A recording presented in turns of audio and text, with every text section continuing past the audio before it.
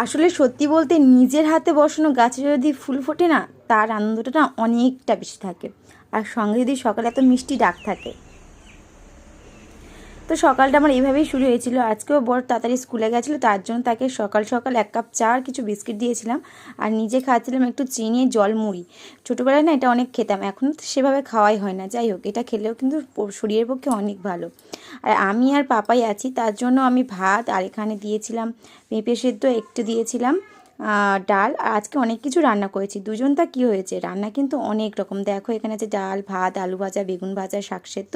ব্যাস, আমি এখন দুপুরের খাবারটা খাবো। আর বিকেলের জন্য আমি দিয়েছিলাম মটর সেদ্ধ, ঘুগনি করবো। এখানে নিয়েছিলাম ডুমুর তরকারি করবো বলে। সন্ধ্যেবেলায় গিয়েছিলাম একটু সোনা দোকানে একজোড়া নপুন নেওয়ার জন্য।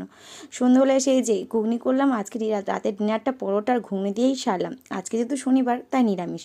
আর তোমরা শনিবার নিরামিষ খাবারে কী কী খাও অবশ্যই জানো তো।